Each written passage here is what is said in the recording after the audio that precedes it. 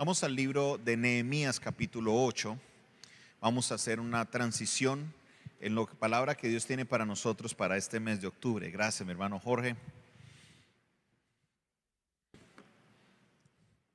Les recomiendo fuertemente, iglesia, que estamos en un mes de gran actividad espiritual y como iglesia debemos ayunar, clamar al Señor.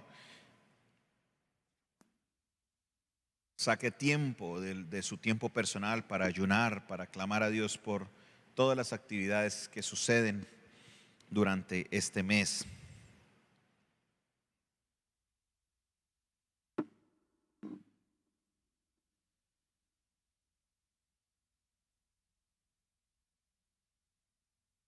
Vamos a leerlo desde el versículo 16 en adelante.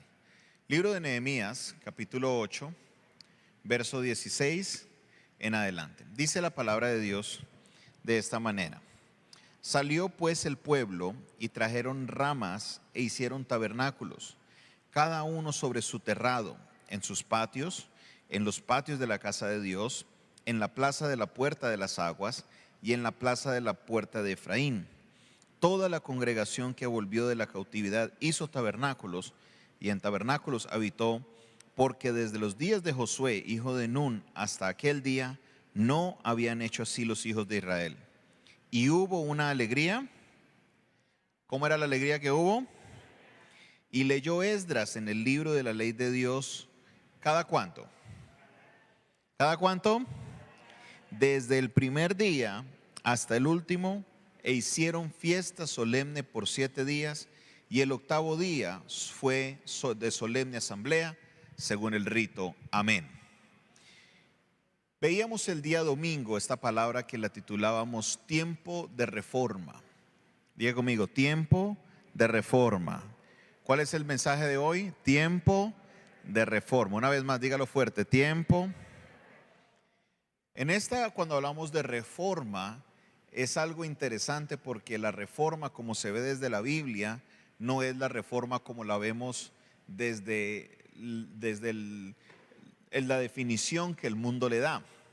Por ejemplo, si yo les hablara a ustedes de una reforma al sistema de justicia, ¿qué pensarían ustedes?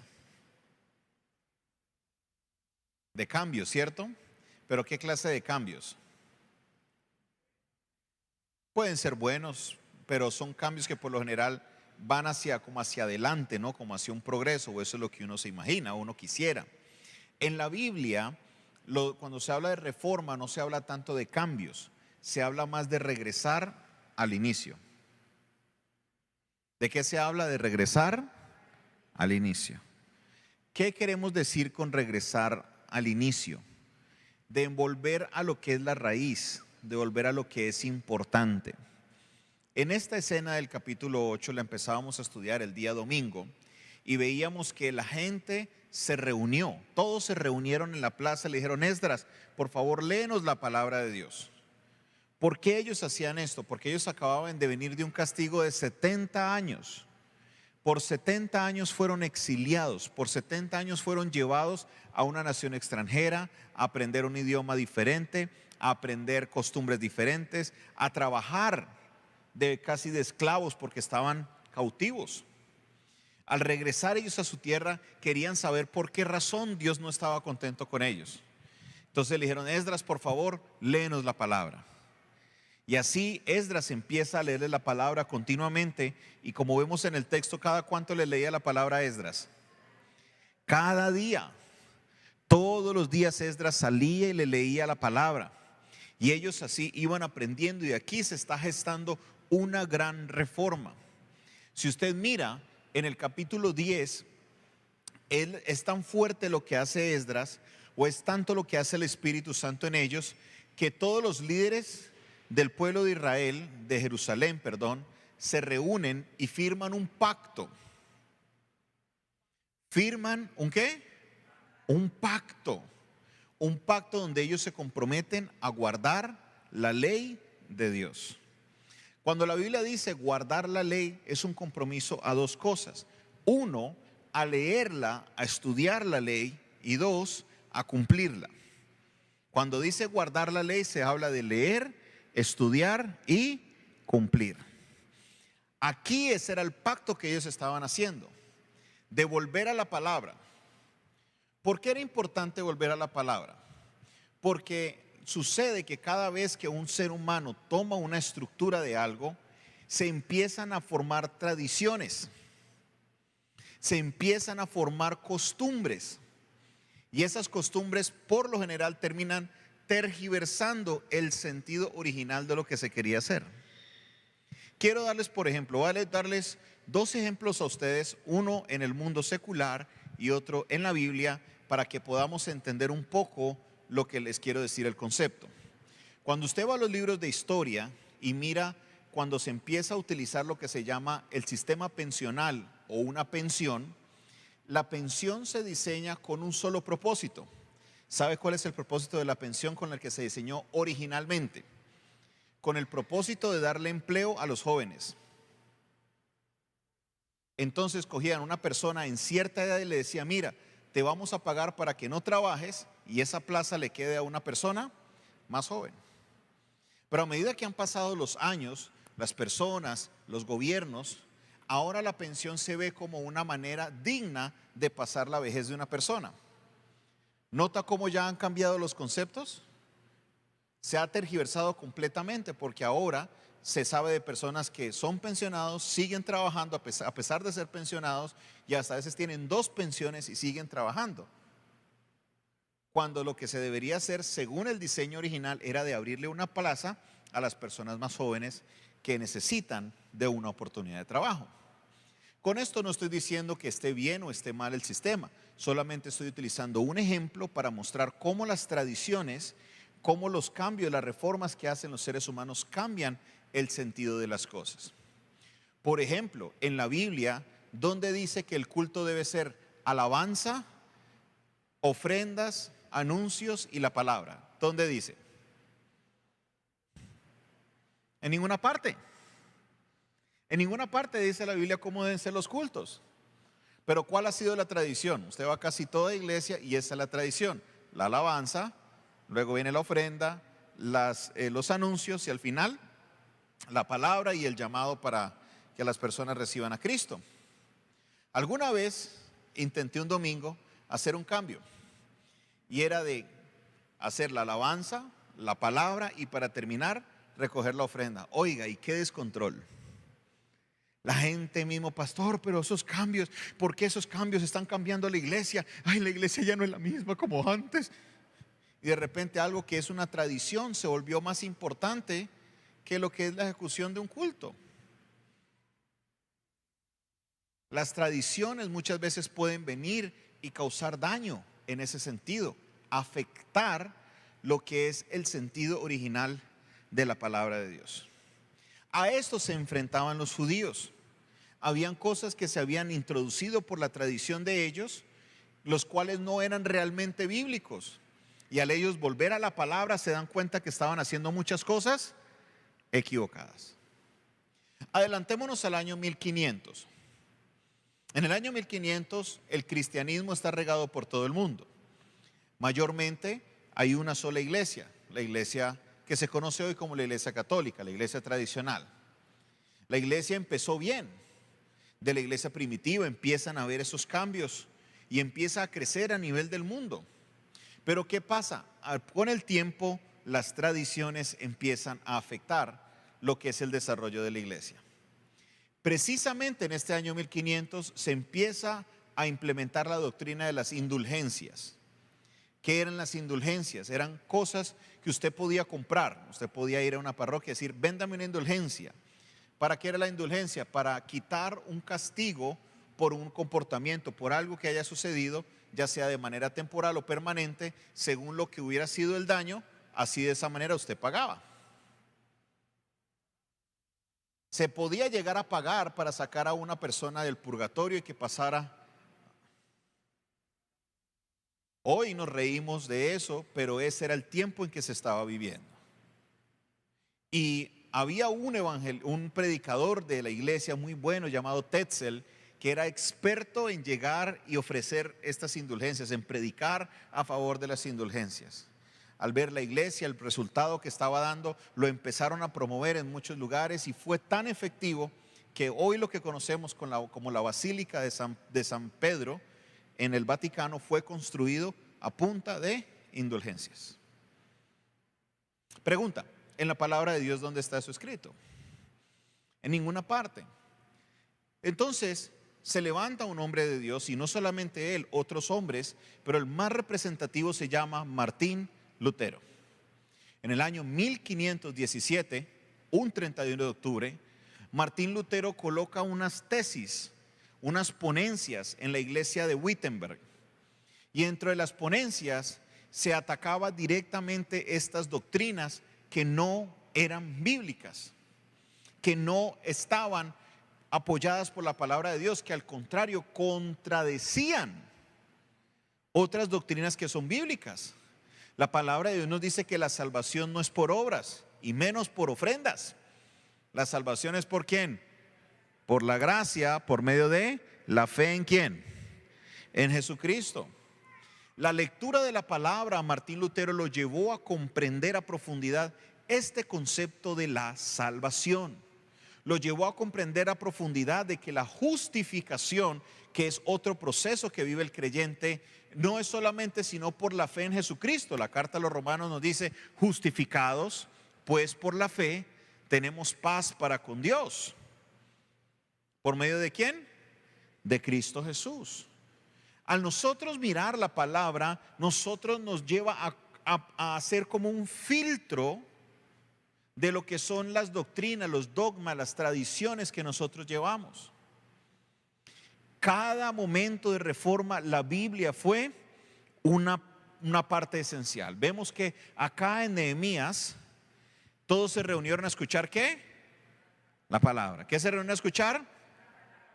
Martín Lutero llegó a la palabra, y con la palabra se logró la reforma de lo que es la iglesia el día de hoy, la iglesia cristiana evangélica que somos nosotros.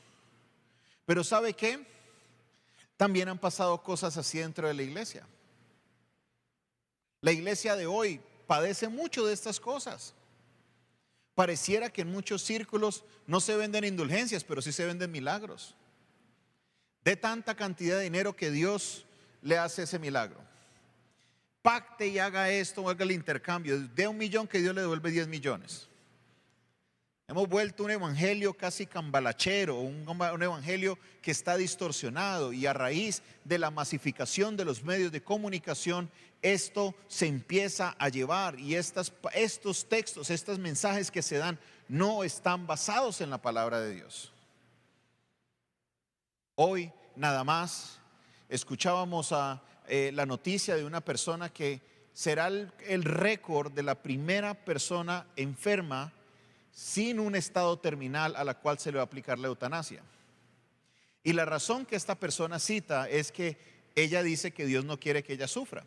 Y como Dios no quiere que ella sufra, ella se va a practicar la eutanasia. Una persona que puede leer la Biblia va a entender que el sufrimiento es algo que el ser humano pasa para ser moldeado. Son cosas que el cristiano pasa, que debemos vivir. Esta es la falta de conocimiento de la palabra de Dios. Levante su mano y diga conmigo: tiempos de reforma. Vamos a hablar de la reforma en 2 puntos de vista muy específicos, y quiero que usted me preste atención.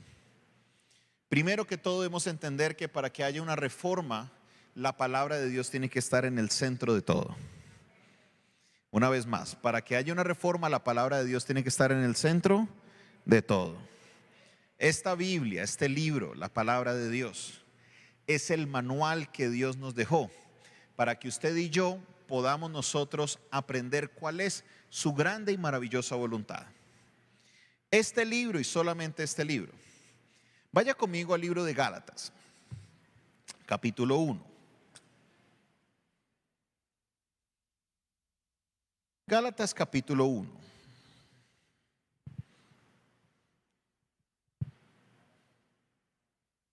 Cuando usted lo encuentre me puede decir amén. Gálatas capítulo 1. ¿Ya lo encontró? Mas si aún nosotros o un ángel del cielo os anunciare otro evangelio diferente del que os hemos anunciado, sea anatema. Como antes hemos dicho, también ahora lo repito, si alguno predica evangelio diferente del que habéis recibido, sea que anatema.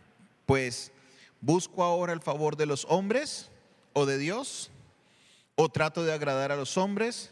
Pues si todavía agradara a los hombres, no sería siervo ¿de quién? De Cristo. Aquí Pablo no está hablando originalmente él. Pablo está tomando esto del libro de Deuteronomio, donde Dios le advierte al pueblo: no importa quién se aparezca, así sea profeta, así sea con señales, si enseña algo diferente y los lleva a servir otros dioses, que lo apedreen, que lo saquen, porque nosotros debemos ceñirnos estrictamente ¿a qué? A la palabra de Dios. Cuando nosotros leemos la palabra de Dios, aprendemos a ver lo que es la esencia de lo verdadero, la esencia de lo que realmente es. Miren, Dios me ha dado la oportunidad de viajar en algunos lugares del mundo. ¿Y sabía usted que el plato colombiano más conocido internacionalmente es la bandeja paisa? ¿Sabe usted eso? Yo he probado la bandeja paisa de otros lugares. Un día me sirvieron un poquito de frijoles, arroz, una tajada de plátano y carne molida y me dijeron que eso era una bandeja paisa. ¿Quiénes están de acuerdo en que eso es una bandeja paisa? ¿Cierto que no? Para nada. ¿Por qué sabemos que eso no es una bandeja paisa? Porque hemos visto la verdadera bandeja paisa. Ahora, para una persona extranjera que nunca ha visto lo que es una bandeja paisa, mirará eso y dirá: uy, eso es un manjar. Hasta que vienen a Colombia y prueban realmente que eso tiene chorizo, chicharrón, carne asada, carne, bueno, hecho eso tiene hasta para vender. Hasta que uno no prueba lo original, no se da cuenta de lo que no es verdadero. Por eso es importante que estemos en constante contacto con la palabra de Dios, porque así nos damos cuenta de lo que es verdadero y podemos distinguir lo que pueden ser de enseñanzas falsas. Miren nomás lo que sucedió hace unos años en la televisión cristiana. No pasó en una televisión regular, sino en una televisión cristiana. Una predicadora termina su mensaje diciendo: hermanos, hermanas, Dios quiere que nos hagamos cirugías plásticas, porque la Biblia dice que Dios viene por una iglesia sin mancha y sin arruga. Ustedes se ríen, pero esto es verídico. Esto es verídico. Salió por la televisión. Y lo más difícil de todo es una congregación que dice amén. La palabra de Dios dice que Dios viene por una iglesia sin mancha y sin arruga, pero esto es una metáfora hablando del estado de la iglesia, hablando del estado de cómo debe estar puro, sin pecado, sin mancha. Pero se utiliza y se tergiversa la palabra de Dios y la gente lo recibe porque están lejos de lo que es el libro. ¿Cree usted que la iglesia del año 1500 estuviera leyendo la Biblia, anduvieran dando indulgencias para que les absuelvan sus castigos? No, porque la palabra de Dios es clara diciéndonos que el sacrificio de Cristo fue más que suficiente. Yo esperaba 2 amenes, pero bueno. El sacrificio de Cristo fue más que suficiente. No es por obras, para que nadie se gloríe. La iglesia de hoy se enfrenta a lo mismo. Nos enfrentamos a una iglesia que no lee la palabra de Dios. Lo peor de todo es que se siente engañada porque cree que sí la lee solo porque lee 2 o 3 salmos o porque lee ciertos capítulos de Isaías. Nos enfrentamos a una iglesia que está engañada pensando que lee la palabra de Dios solo porque escucha predicadores en YouTube todo el día. Escuchar predicadores es bueno, te ayuda. Yo personalmente mando cantidad de mensajes todo el día y todos los días para que la gente sea edificada, pero eso en ningún momento reemplaza lo que es la lectura de la palabra de Dios. Mire, por ejemplo, otro de las dogmas que se practican en la iglesia de hoy. Hoy tenemos iglesias, tanto en Cali como en todo el país, que predican que un cristiano sí puede estar endemoniado. Y esto es algo, una doctrina que es falsa. Sí, yo sé que muchos se me van a acercar al final del culto, me van a decir, pastor, es que esto, es que lo otro. La Biblia es clara. Cuando usted recibe a Cristo en su corazón, dice la palabra de Dios que somos hechos templos del Espíritu Santo de Dios. Entonces, si yo soy cristiano, debo tener al Espíritu Santo de Dios en mí. Y también este mismo libro me indica que donde está el Espíritu de Dios, hay libertad. No puede convivir un demonio con un espíritu, con el Espíritu Santo. ¿Qué convivencia tiene Belial y Cristo? Dice la misma Biblia, no dice eso la palabra. Pero es que en los 90s salió un libro llamado Cerdos en la Sala. Y esto sale de una experiencia que este predicador tiene y escribe lo siguiente. Dice que es que los demonios funcionan es en el alma de la persona y el Espíritu Santo está en el espíritu. Entonces que sí es posible que una persona tenga el Espíritu Santo y un demonio a la misma vez. Note cómo algo que solo porque salió en un libro ya se toma como doctrina y hay una cantidad de iglesias que practican esto. Algo que es contrario a lo que dice la palabra de Dios. ¿Qué nos dice la palabra de Dios? Que si un hombre fuerte es echado de la casa y viene el demonio y encuentra la casa, esa es la clave. Si encuentra la casa ¿cómo? Vacía, en otras palabras, no tiene al Espíritu Santo. Ahí sí va y se consigue a otros 7 y se viene con toda. Que se pueden liberar a personas que dicen ser cristianas, sí. Que hay personas que van a la iglesia que no son cristianas, claro. No dijo Jesús, en aquel día no me dirán Señor, Señor, y yo les diré, apartados de mí, hacedores de maldad. El hecho que uno vaya a una iglesia no te hace un cristiano. Pero no podemos decir desde el púlpito que podemos estar liberando a los cristianos porque eso es contrario a lo que dice este libro. Es contrario a lo que establece la palabra de Dios. Y sea el predicador que sea, tenga el canal de televisión que tenga la radio que tenga, lo que me predique, lo contrario a esto, no lo debo consumir, porque me está desviando de lo que es la verdadera palabra de Dios. ¿Por qué la iglesia se deja meter los dedos a la boca? Perdóneme que utilice la expresión, porque no lee las escrituras. ¿Quién de aquí ha leído un libro? Levante la mano. Cualquier libro que no sea la Biblia. ¿Cómo se lee un libro? Levanten la mano. ¿Cómo usted empieza a leer un libro? ¿Usted abre la mitad del libro y la hojita que le gusta se queda leyendo esa hojita? No. ¿Cómo se lee un libro? Desde el inicio. ¿Y cuándo terminas de leer el libro? Cuando llegas al final. Parece boba la pregunta, pero a la hora de leer la Biblia no lo practicamos. Decimos, yo he leído la Biblia cuando solamente he leído Lucas, cuando he leído Juan. Leer la Biblia es que usted arranque en Génesis y cuando llegue al final de Apocalipsis, ahí usted sí puede decir, yo he leído la Biblia.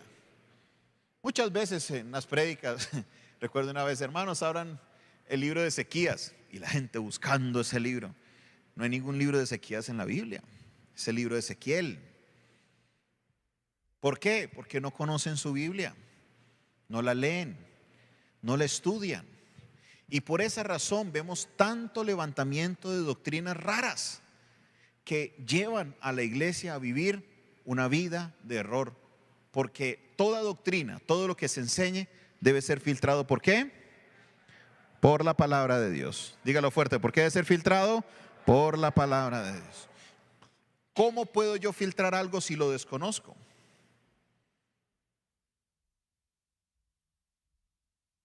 En este momento hay una guerra y no es la guerra espiritual, es una guerra que se está dando en las leyes.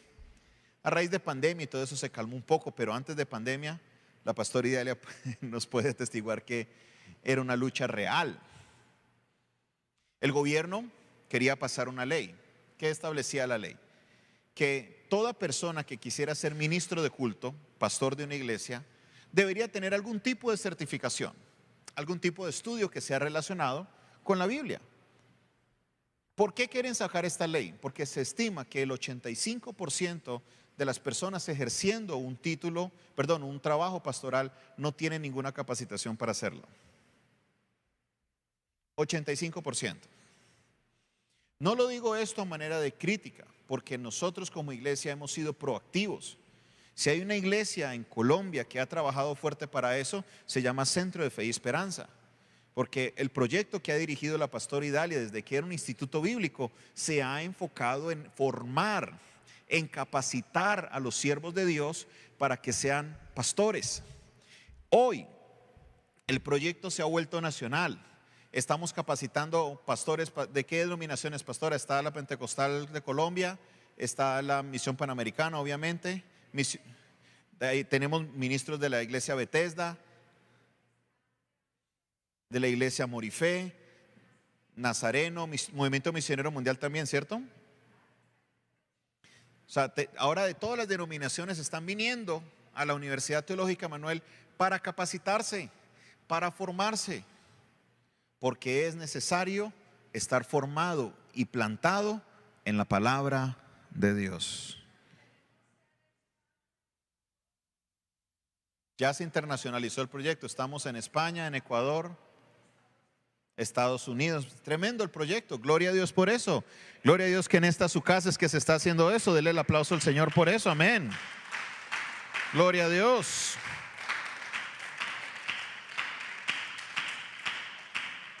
Segunda de Timoteo capítulo 3.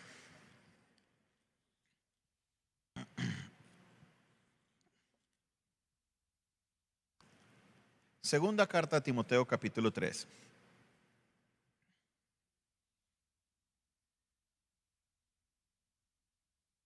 Vamos a leerlos del versículo 14 en adelante.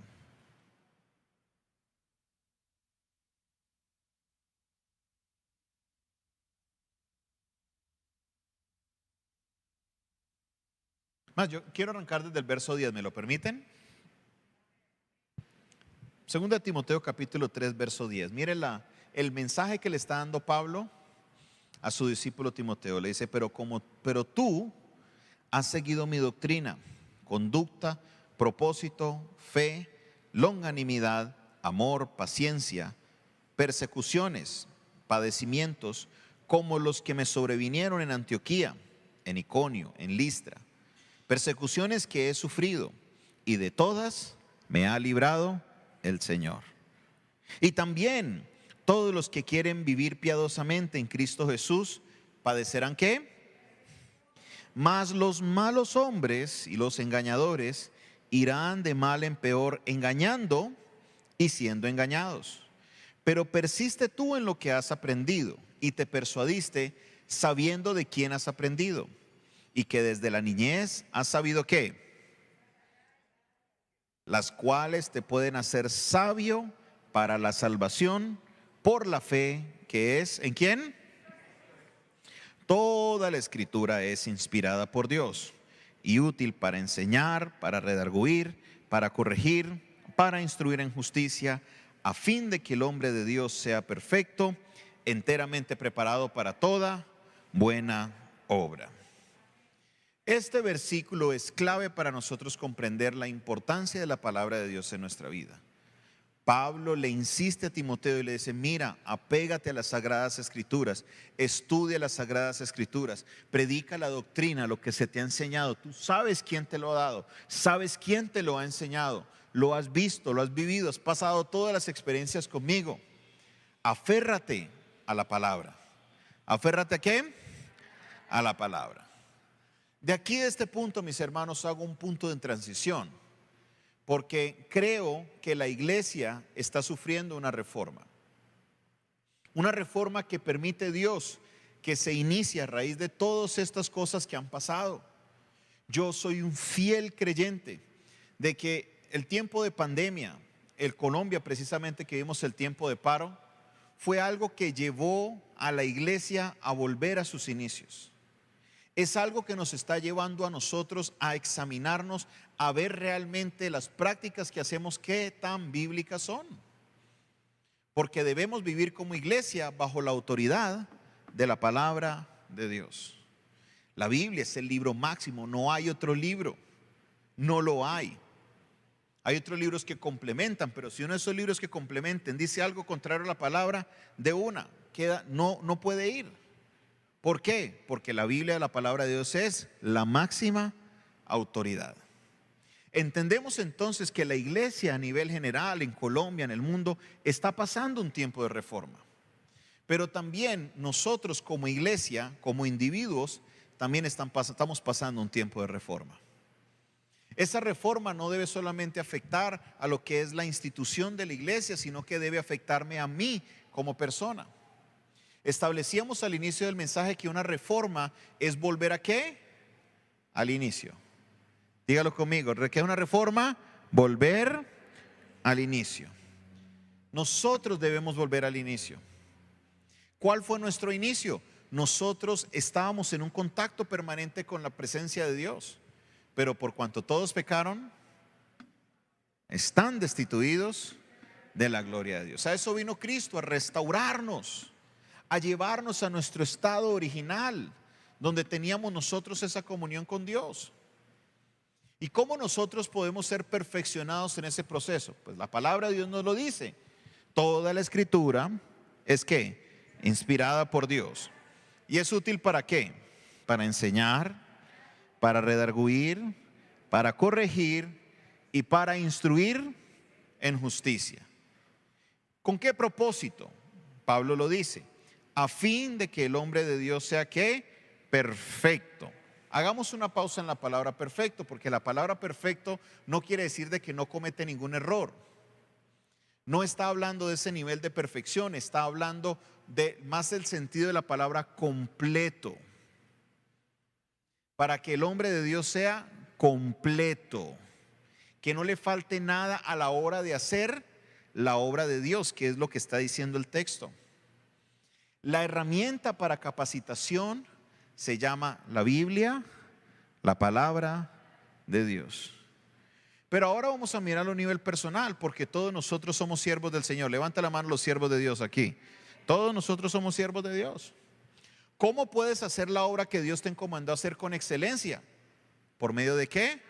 De la palabra de Dios. La palabra de Dios es una herramienta útil en la vida del creyente. Es la que capacita, es la que forma, es la que corrige, es la que nos lleva a comprender quién es Dios, y cuando nos paramos a predicar, a hablar la palabra de Dios, comprender que realmente es el pensamiento de Dios el que estamos expresando. La Biblia, la palabra de Dios, la herramienta más útil para poder nosotros hacer la labor que Dios nos ha encomendado hacer. Tuve la oportunidad de escuchar 3 entrevistas diferentes a 3 predicadores que son los predicadores que son predilectos míos. Me gusta escuchar a estos 3 predicadores por su contenido, por su manera de presentar el mensaje y por su testimonio. Pues en estas entrevistas les hacen una pregunta, y la pregunta es: ¿cuál ha sido el hábito que ha transformado su vida? ¿Cuál ha sido el hábito que más ha transformado tu vida? Uno de ellos respondió: mi vida cambió en el momento que mi líder me enseñó a leer la Biblia todos los días. Así sea 5 o 10 minutos, pero sacar tiempo para leer la palabra de Dios todos los días. Decía: ¿usted deja de comer algún día? Todos comemos todos los días, ¿cierto? Por eso están así todos curvilíneos, ¿cierto? Si comemos alimento todos los días, necesitamos alimentar también nuestro espíritu con el alimento todos los días. El segundo predicador decía: necesito tener una visión 2020. Y para lograr mi visión 2020, saco 20 minutos de lectura de la palabra y 20 minutos de escritura. 20 minutos de lectura, 20 minutos de escritura. ¿Qué escribe? Escribe lo que el Señor le habló en esa lectura que él acaba de hacer. Escribe como una devoción, como algo. Obviamente cada uno de nosotros es diferente. Unos somos visuales, otros somos de escribir, otros somos de escuchar. Él es una de esas personas que retiene más por medio de la escritura. Por eso dice visión 2020. 20 minutos de lectura, 20 minutos de escritura. Dice: ese hábito me hace hoy el predicador que soy hoy. De no ser por ese hábito, yo estaría haciendo otra cosa. No estaría cumpliendo el propósito de Dios en mi vida. El tercero decía, para romper los hábitos que tenemos que no le agradan a Dios, la clave está en la lectura de la Biblia. Este me llamó la atención mucho, porque muchas veces no acudimos nosotros a la terapia del ayuno, de la oración, de la liberación, de tantas herramientas que utilizamos nosotros para que una persona rompa un ciclo. Pero este predicador decía, la clave es la palabra de Dios. ¿Cuál es la clave?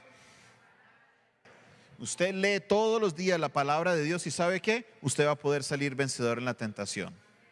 Oiga, y esto resonó tan fuerte en mí que claro, inmediatamente se me viene la imagen de la armadura de Dios. Cuando el apóstol Pablo utiliza esta metáfora, porque no es algo literal, no es que usted tiene, venga, que me pongo el casco, me pongo el yelmo, no, es algo, una metáfora para que usted se imagine qué función tiene cada elemento. El apóstol Pablo, en la profundidad de lo que él entendía, le asigna a la espada,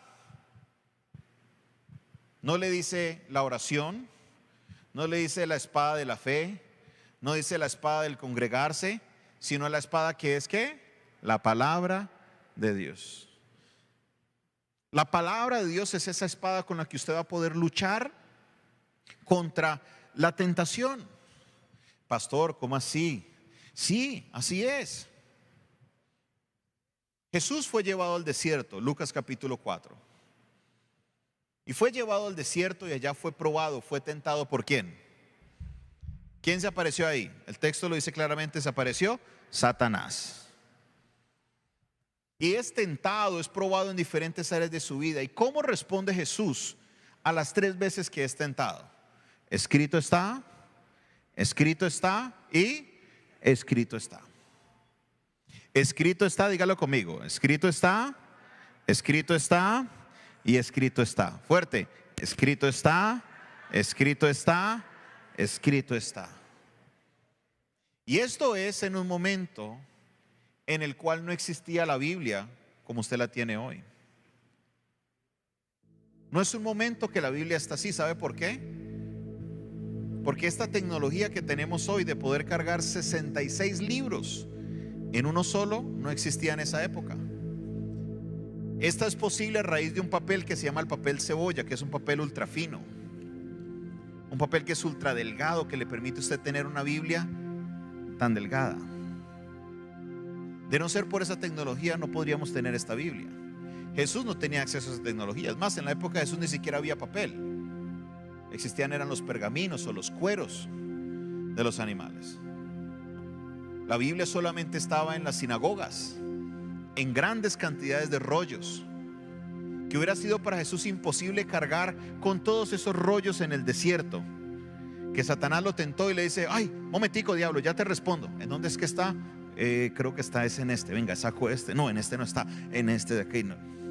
Jesús no estaba así. Jesús tampoco tenía Google. Jesús tampoco tenía acceso al internet donde usted solamente, uy, ¿cómo es que dice ese versículo? No solo de pan. Venga, coloco en Google, no solo de pan. Uy, me salió las respuestas. Wow. Jesús, para poder responder como él respondió, tenía que haberse memorizado todo lo que era la ley, tenerla en su corazón. ¿Cuántos de aquí hemos ido al colegio o algún tipo de educación? Levanten la mano. Cuando un profesor va a hacer un examen, ¿le pregunta exactamente todo lo que estaba en el libro? No. Hace unas preguntas al azar de diferentes puntos que él cree que son importantes. Pero eso sí te dice, estudia el capítulo 4 y el capítulo 5. ¿Y qué tiene que hacer usted? Estudiarlo todo.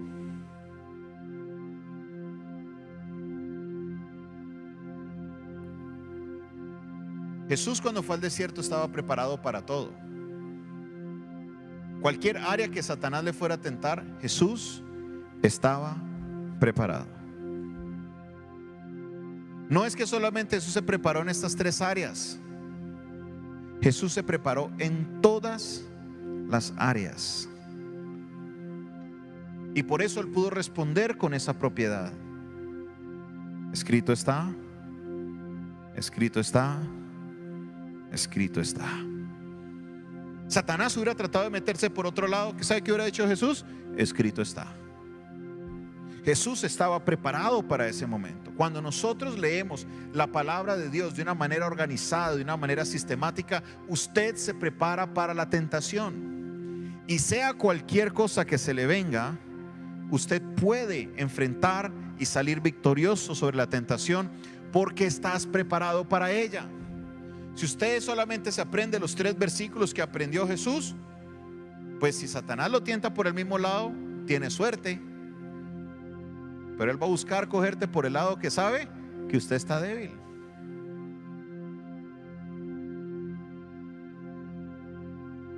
Tenemos que aprenderlo es todo. Que el Salmo 23 es muy bonito, claro que sí, es hermoso, es maravilloso. Que el Salmo 91 es espectacular. Me encanta el Salmo 91. Pero la Biblia es mucho más que 2 capítulos. La Biblia es mucho más que un solo libro. Se compone de 66 libros, 39 en el Antiguo, 27 en el Nuevo Testamento. Libros que han sido inspirados por Dios y diseñados por Dios para ayudarte a vivir una vida cristiana de victoria. Dios quiere que nosotros reformemos o que pasemos por una reforma personal. Mire, por más santos que nos hagamos ver en la iglesia, todos tenemos áreas con las que luchamos. Santo no hay ninguno, solo Dios, solo Jesucristo que estuvo acá en la tierra, nadie más. Todos nosotros tenemos una área, sea pública o sea privada, con la que estamos luchando. Y podemos tratar de meterle terapia, de irnos a hacer retiros a la montaña, a ver si se me sale eso. Y con esto no digo que los retiros sean malos, los retiros son importantes o no. Sí. Pero la Biblia será la que cambiará tu vida. Ay, voy a hacer un ayuno de 120 días y yo sé que eso se me quita. ¿Los ayunos son importantes? Sí lo son. Pero la que va a transformar nuestra vida se llama la palabra de Dios. Me llamó mucho la atención una anécdota de un predicador, apologista a él. A él lo llevan por muchos lugares a hablar de la palabra, y la mayoría de los lugares donde él va a visitar son lugares que no son cristianos. A él lo llevaron a una cárcel una vez a predicar, y resulta que él se encontró con el capitán de la cárcel, un creyente. A él lo llevaron ahí después de pasar por casi 20 capitanes diferentes de la cárcel, porque había un problema de sublevación de los presos impresionante. Indisciplina, peleas, una cosa terrible. Y supieron de este hombre que tenía un historial de que las cárceles donde él estaba había orden, y lo mandaron a él para allá. ¿Qué fue lo primero que él hizo? Pidió un presupuesto para comprar Biblias, y a todos los presos que estaban en esa cárcel le entregaron una Biblia. Y había 1 hora todos los días para que todos los presos estuvieran como leyendo la Biblia. Y se les llevaban predicadores para que les hablaran de la Biblia, y se les hacían exámenes de la lectura bíblica. La cárcel se convirtió en un centro de estudio de la Biblia. En un solo año, después de haber empezado eso, los problemas se acabaron. De repente todo empezó a tomar una calma. Es más, empezaron a salir los presos antes de tiempo por buen comportamiento. ¿Por qué? Porque ese hombre era un líder militar duro, esos no. Porque la palabra de Dios tiene poder. ¿Quieres cambiar tu vida? Saca tiempo para estudiar la palabra de Dios. Yo les he compartido a ustedes de un ejercicio personal que he hecho. Yo no soy un buen lector, soy mal lector. Soy mal lector porque mi cabeza anda mucho. Entonces empiezo a leer, y a medida que voy leyendo, y el Señor abrió el mar rojo, y se me ocurre, el mar, ¿verdad? Que mi esposa quiere ir de vacaciones al mar, ¿a dónde la llevaré? Pero mis ojos siguen avanzando, ¿no? Ya voy pasando como 3 páginas y mi mente está por allá en otro lado, cuando al rato, ¿verdad que yo estoy leyendo la Biblia? Me toca devolverme y volver a empezar. Soy así de distraído a la hora de leer. Por eso me cuesta un poco más leer. Aún así, en un año logré hacer el ejercicio de leer toda la Biblia, apartando solo 15 minutos máximo para la lectura de la Biblia. Siendo un mal lector, Hace varios años compartí esta experiencia con la iglesia y hace poco una hermana se me acercó y me dijo: pastor, cogí lo que la enseñanza que usted dio y la puse en práctica. Mire, yo sí soy buena lectora. En 8 minutos me leo el plan del día de hoy. ¿Qué es el plan del día de hoy? Usted puede buscar en internet, puede buscar en su celular. Hay planes de lectura porque lo llevan a usted por 365 días para que en 365 días usted pueda leer la Biblia completa en un año. Ella está haciendo ese plan todos los días y me dice máximo 10 minutos y me leo todo lo que tengo que leer para hoy y ya me he leído la Biblia. Ya voy por la segunda vez que me la voy a leer. Wow, me llama la atención. Vi una entrevista del fundador de la Misión Panamericana de Colombia, el pastor Ignacio Guevara. Él está en la presencia del Señor, pero antes de morir le hicieron una entrevista y esa entrevista impactó mi vida. Él tenía 98 años y le preguntaron: pastor Ignacio, ¿usted todavía lee la Biblia? Y él le dice: todos los años me leo este libro de tapa a tapa 2 veces en todo el año. ¡Wow! Un hombre que tiene tanto conocimiento y que hizo tanta obra y que tiene tantas ocupaciones, todavía haya el tiempo para leer el libro 2 veces en el año. Si aplicáramos la cultura colombiana a ese pensamiento, pasaría todo lo contrario. No, ya yo me sé la Biblia, ya yo la he leído como 20 veces, ¿para qué leerla más? No, ya yo me la sé. Pero cuando entramos en el Espíritu de Dios y entendemos la necesidad de alimentar nuestro espíritu, usted se va a dar cuenta que cada vez más que leemos, más necesitamos aprender. Hoy, mis hermanos, Dios quiere hablarnos y nos quiere dejar saber que viene un avivamiento para Cali, para Colombia y para Latinoamérica. Que Dios va a hacer algo poderoso en esta ciudad de Santiago de Cali. Pero no va a suceder hasta que nosotros como iglesia permitamos que el Espíritu Santo obre en nosotros por medio de su palabra. Hasta que no permitamos que Dios haga su obra en nosotros por medio de la herramienta más importante que podemos tener, que es la Biblia, la palabra de Dios. Leámosla, estudiémosla, comprendámosla. Así nosotros, mis hermanos, podremos crecer y ser esa iglesia que podemos impactar a la sociedad. Si alguien se convierte, familiar suyo, ¿qué le vas a enseñar? Yo le voy a enseñar lo que me enseñaron. No, enséñale la palabra de Dios. Cuando hacemos el ejercicio de la lectura de la palabra de Dios, muchas cosas se remueven. Muchas cosas que creíamos que eran ciertas de repente empiezan a temblar. ¿Por qué? Porque eso hace la palabra de Dios. Tumba toda estructura, tumba todo obstáculo, porque la Biblia es la palabra de Dios. Porque la palabra de Dios es viva y eficaz, más cortante que toda espada de doble filo, que llega hasta lo más profundo. Esa es la palabra de Dios. Permite hoy, no que un pastor, no que un líder, no que una iglesia, sino que la palabra de Dios transforme tu vida. Quiero que usted se ponga en pie, iglesia. Estamos en el mes de la Biblia. Estamos en el mes de la reforma. No es el mes de las suegras, no. Es el mes de la Biblia. Antes de que se celebraran todas estas cosas que vemos hoy, en un mes como el mes de octubre, desde el 31 de octubre de 1517 se empezó a celebrar como el mes de la reforma, el mes de la Biblia. Y queremos volver a eso, iglesia. Entendamos que Dios quiere que nuestra vida sea reformada. Con un mensaje como el de hoy, no podemos salir de la iglesia igual. No podemos entrar y salir de la misma manera. No, algo tiene que pasar. ¿Y qué es ese algo? Un compromiso con Dios. Si usted va a Nehemías capítulo 10, va a leer que todos los líderes de la casa se reunieron e hicieron un pacto, lo firmaron, No fue de esos pactos que, ay, sí, Dios, yo hago un pacto contigo y ya no. Lo escribieron en un papel y lo firmaron con puño y letra, con un compromiso de que ellos iban a leer, a estudiar y a cumplir la ley de Dios. Hoy es un día para que hagamos un compromiso con Dios. ¿Qué compromiso, pastor? Yo no le voy a decir qué compromiso va a hacer usted. Cada uno lo va a hacer a su medida.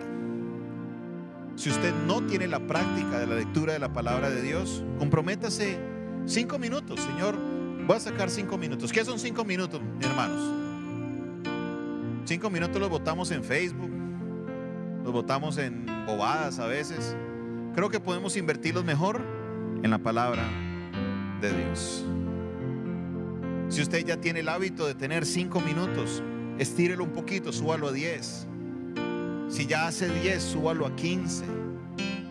Pero no podemos salir el día de hoy igual. Conforme a lo que Dios ha puesto en su corazón el día de hoy, cierre sus ojos, hable con Dios y cada uno de ustedes haga ese compromiso con el Señor. Haga ese compromiso, no conmigo, no con la iglesia, sino con el Padre Celestial.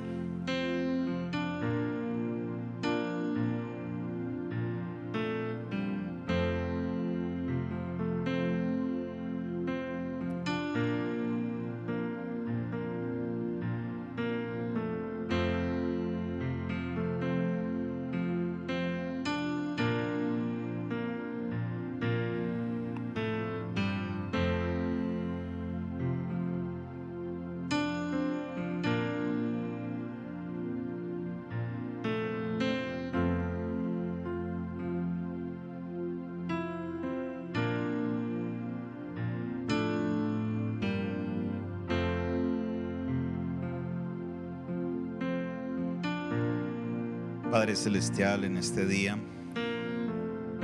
hemos venido a tu casa y entendemos, oh Dios, que estamos en un tiempo de reforma, un tiempo de una reforma que estás haciendo, Señor, a tu iglesia como institución, a tu iglesia como cuerpo. Pero también, Señor, entendemos que hay una reforma que estás haciendo con nosotros como personas. Señor, tú quieres llevarnos de nuevo a la palabra. Tú quieres, Señor, llevarnos de nuevo a ese inicio, a ese principio. Te pido, Padre Celestial, que seas tú, Señor, ayudándonos a comprender, a entender, a medida que profundizamos en el estudio de tu palabra. Dios, hoy nos comprometemos no con el hombre, no con la iglesia, sino contigo, a que leeremos más tu palabra, a que estudiaremos más ese libro, a que hoy, Señor, que tenemos tantas herramientas para poder leer tu palabra de alguna manera, las pondremos a uso y no nos dejaremos distraer, porque entendemos que la fortaleza nuestra, que la victoria nuestra, la tendremos en tu palabra. Escrito está: no solo de pan vivirá el hombre, sino de toda palabra que sale de tu boca, oh Señor. De eso viviré, de eso me sustentaré, de eso me alimentaré. Ayúdame, Señor, ayúdame, Padre, porque quiero ser un obrero completo, quiero ser un obrero conforme a tu voluntad y quiero cumplir el propósito que me has llamado a cumplir. Señor, nuestro anhelo es que la Biblia vuelva a tomar ese eje central en nuestra vida, como un manual de vida, como un manual de enseñanza, como un manual en el cual todo mi conocimiento doctrinal debe pasar ese filtro para que seas tú, Señor, glorificado siempre. Bendito seas, oh Señor. Bendito seas, oh Padre Celestial. Señor, gracias por darnos el legado de tu palabra. Gracias, muchas gracias. Permanezca ahí hablando con Dios. No sé si hay alguien aquí en el auditorio o alguien que me esté viendo en línea que todavía no haya tomado la decisión de recibir a Cristo en su corazón. Has intentado de muchas maneras cambiar, de dejar ciertos comportamientos, pero no has podido. Has intentado terapia, has ido al psicólogo, has ido a muchos lugares y no has podido por tu propia cuenta, y es porque solo no lo puedes hacer. Necesitas al poder del Espíritu Santo y necesitas la obra de Cristo en la cruz del Calvario para que puedas ser libre el día de hoy. Si lo quieres hacer, te invito a que cierres tus ojos y digas conmigo la siguiente oración. Padre Celestial, gracias, Señor, por este día, por la oportunidad que tengo de reconciliarme contigo. Hoy te pido perdón por mis pecados. Reconozco que soy pecador. Me arrepiento, Padre Celestial. Acepto a Jesucristo como mi Señor, como mi Salvador. Me reconcilio contigo y te pido, Dios, de que hagas tu obra en mí. Ayúdame, Señor, a poder cambiar, porque sé que con tu poder lo podré hacer. En el nombre de Jesús, amén y amén. ¿Hay alguien que haya hecho esa oración por primera vez aquí en el auditorio? Me gustaría ver la mano levantada. Queremos orar por ustedes. Si hay alguien que por internet lo hizo, abajo hay un número de teléfono, escríbame. Es el 316-617-7888. Vamos a despedir a los hermanos que nos ven por internet con un aplauso bien fuerte. A todos ellos los bendecimos. Dios les bendiga. Feliz noche para ellos.